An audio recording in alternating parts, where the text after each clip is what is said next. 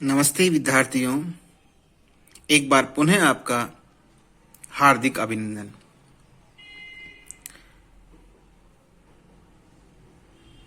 भारवी के किराता अर्जुनियम के अंतर्गत जब युधिष्ठिर एक किरात को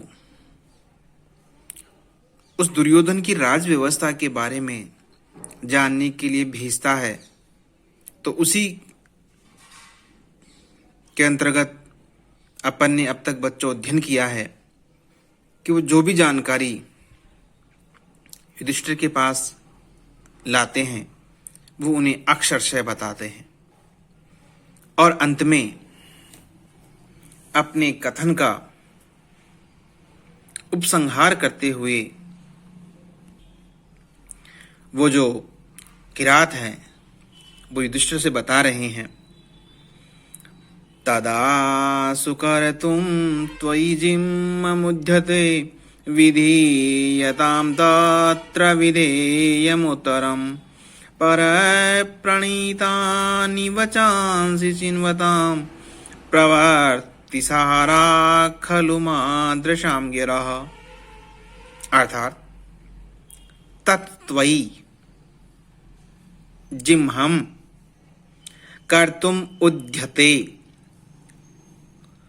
तत्र विधेयम् उत्तरम् आशु विधीयताम् परप्रणीतानि वचांसि चिन्वताम् मादृशां गिरः प्रवृत्तिसारः खलु। इसका शब्दार्थ देखिए विद्यार्थियों, तत् यानी इसलिए, त्वयि यानी आपके प्रति, आपके लिए, जिम्हम कुटिलता, धूर्तता, कर्तुम करने के लिए, उद्यते उद्धत होते हुए, तैयार होते हुए, तत्र उस दुर्योधन के विषय में, विधेयम करने योग्य, उत्तरम प्रतिकार या प्रत्युत्तर, आशु शीघ्र ही, विधीयताम कीजिए, क्योंकि पर प्रणीतानि दूसरों के द्वारा कहे गए, वचांसी वचनों को, चिन्वताम एकत्र करने वाले, मादृशाम मुझ जैसे, कि गिरह जो वाणी है वो प्रवृत्ति सारा मात्र बताने वाली है, खलु यानी निश्चय। तो इसमें जो किरात है वो युधिष्ठिर से बता रहे हैं, किरात ने सारा संदेश सुना करके और अपने कथनों का, अपने संदेशों को एक उपसंहार रूप देते हुए बताते हैं कि हे राजन, आपके प्रति कुटिलता करने के लिए उद्यत हुए उस दुर्योधन के प्रति आप शीघ्र ही कोई प्रतिकार कीजिए, क्योंकि क्या नहीं करना है और क्या करना है ये बताने का मेरा अधिकार आपको नहीं है, वो आप मुझसे कई गुना बेहतर जानते हैं। हम तो दूसरों के कहे हुए वचनों का संग्रह करने वाले, जो हम जैसों की वाणी है वो तो केवल वृत्तांत की सूचक होती है। अर्थात हे राजन, जो जानकारी मैं जुटा सका, जो गुप्त सूचनाएं मैं एकत्र कर सका, वो मैंने आपको बता दी है। अब क्या करना है या क्या नहीं करना है उस विषय में मैं आपको कोई सुझाव नहीं दे सकता, वो आप कीजिए। जैसे ही वनेचर अपना कथन कह करके चले जाते हैं। उसके बाद में युधिष्ठिर क्या करते हैं उसका वर्णन अगले पद्य में है। इति रयित्वा गिरमात सत्क्रिये गतोत्पत्त्यौ वनसन्निवासिनां प्रविश्य कृष्णा सदनं महिभुजा तदा चक्षेऽनुजसन्निधो वचः। इसका अन्वय देखिए।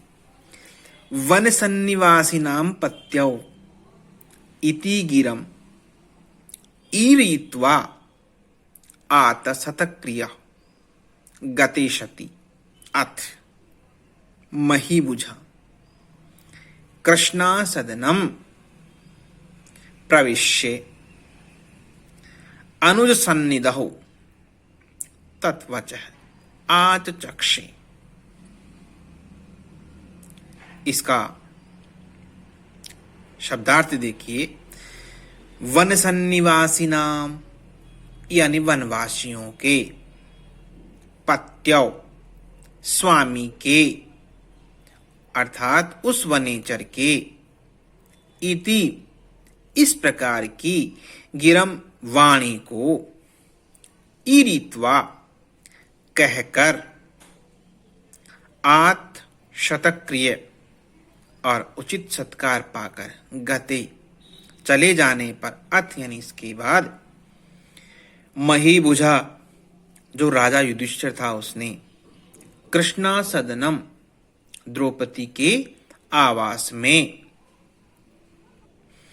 विद्यार्थियों में आपको एक बात बताना चाहता हूं, तो द्रौपदी है उसका एक नाम कृष्णा भी है। द्रौपदी का वर्ण कृष्ण होने के कारण उनको कृष्णा भी कहा जाता है। और महाराज द्रुपद के यज्ञ से उत्पन्न होने के कारण उनको याज्ञसेनी भी कहा जाता है। और जैसा कि आप जानते हो कि द्रुपद की पुत्री होने से ही उनको द्रौपदी कहा जाता है। और 5 पांडवों की पत्नी होने के कारण को पांचाली कहा जाता है। तो ऐसे कृष्णा सदनम द्रौपदी के आवास में प्रवेश करके, अनुज सन्निधौ छोटे भाइयों के समीप, तत् उस वनेचर की वाणी को, वचः वचनों को, आचक्षे कहना आरंभ करते हैं। तो इसका अर्थ देखिए कि जैसे ही वनेचर सारा संदेश युधिष्ठिर को सुना देते हैं तो उसका संदेश सुनकर के महाराज युधिष्ठिर है वो उनका आदर सत्कार करते हैं, उन्हें पुरस्कृत करते हैं। और जैसे ही उनको विदा करते हैं, उनके विदा करने के बाद द्रौपदी के निवास में जाकर के अपने सारे भाइयों के साथ उस वनेचर के वचनों को वो कहना आरंभ करते हैं। यहाँ एक ध्यान देने योग्य बात यह है कि गुप्तचर ने जो संदेश युधिष्ठिर को दिया था, उस गुप्तचर के प्रतिवेदन को युधिष्ठिर ने एकांत में सुना था। अब जैसे ही वनेचर के वचन जैसे ही उस वनेचर के वचनों को युधिष्ठिर द्रौपदी के आवास में उन 5 पांडवों और द्रौपदी के सामने कहना आरंभ करते हैं, उस समय सबकी क्या प्रतिक्रिया रहती है उसके बारे में इस श्लोक में वर्णन है। विशेषतः उस संदेश को सुनकर के द्रौपदी पर क्या बीतती है इसका वर्णन अपन इसमें पढ़ेंगे। निसम्य सिद्धिं द्विषतामपकृति ततस्ततस्त्या विनयन्तुमक्षमा नृपास्य मन्यु व्यवसाय दीपनी उदाजहार द्रुपदात्मजा गिरः। ततः द्रुपद आत्मजा द्विषताम सिद्धिम निशम्ये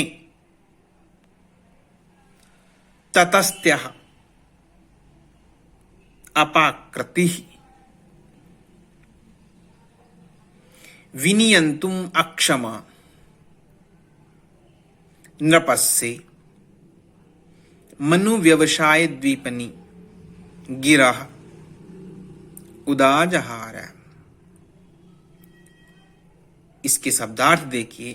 ततः यानी तदंतर, उसके बाद द्रुपदात्मजा द्रौपदी ने द्विशताम शत्रुओं की सिद्धिम सफलता को निसम्मे सुन करके ततस्त्याह उससे आने वाली या उससे होने वाली अपाकृति ही विकृतियों को विनियंतुम रोकने में अक्षमा असमर्थ हो गई। द्रौपदी शत्रु की सफलता के समाचार सुनकर के अपने क्रोध को काबू नहीं कर सकी। इसलिए नृपस्से राजा युधिष्ठिर के मनु व्यवसाय दीपनी क्रोध और उद्योग को प्रेरित करने वाली गिरह यानी वाणी को उदाजहार कही। अर्थात जैसे ही द्रौपदी शत्रु की सफलता के समाचार सुनती है और उस शत्रु के द्वारा अपने साथ किए गए दुराचार या अपने अपमान को याद करती है, तो उस समय वो अपने क्रोध को काबू में नहीं रख पाती है और इसीलिए जो द्रौपदी है उन्होंने उस शत्रु का सर्वनाश करने के लिए राजा युधिष्ठिर के क्रोध और उद्योग को उद्दीप्त करने वाली वाणी बोलती है। अब क्या वाणी बोलती है ये अपन अगले पद्य में देखते हैं।